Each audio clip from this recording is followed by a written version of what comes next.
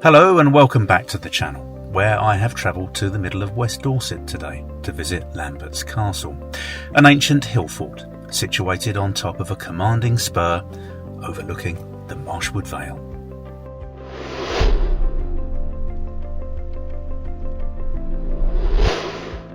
Managed to catch a moment in the weather in a rather wet week, and we're going to be looking at the history of Lambert's Castle. Some of the things that you're likely to see at the site, and a little bit of the history behind those, and all the various landmarks that you'll see from the summit, and indeed its relationship to the counties and the countryside around.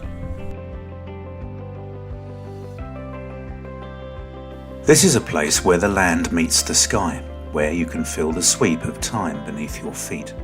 The site we explore today is not a medieval stone castle, but an ancient hill fort constructed approximately 2,500 years ago in the Iron Age.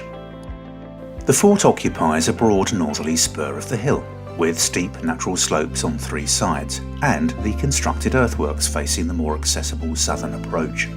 It is now owned and managed by the National Trust, designated as a scheduled monument and a site of special scientific interest. You'll notice the ramparts and bank of the fort, especially at the western entrance, where the ditch and bank are still conspicuous. Let's take a moment to step back in time. In the Iron Age, hill forts like Lambert's were built for defence, status and as community centres.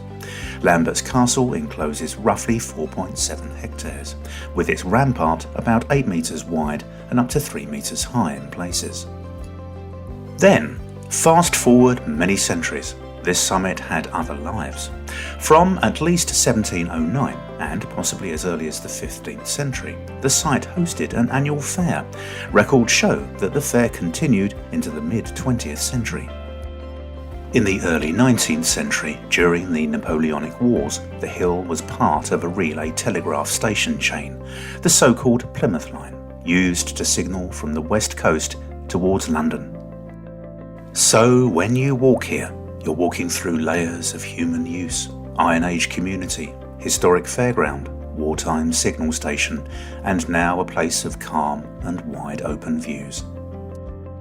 To the east, you'll gaze across the Marshwood Vale, and you may spot Pilsdon Pen and Lewesdon Hill, the latter being the highest point in Dorset.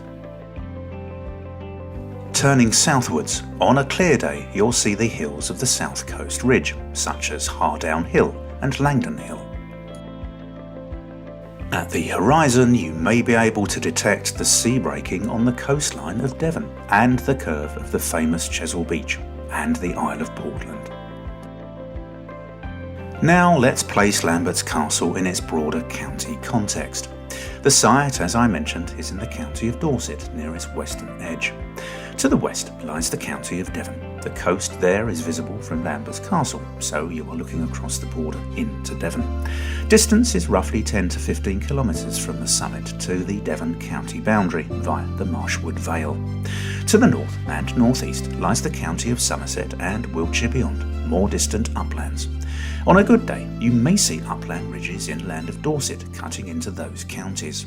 The direct distance to Somerset's border from the summit is approximately 25 kilometres. To the east and southeast, you remain within Dorset, to the south of the English Channel, which separates you from any other county across the sea. So, while the site is firmly in Devon, the sweeping views reach into neighbouring county boundaries, giving a sense of connection beyond the immediate county.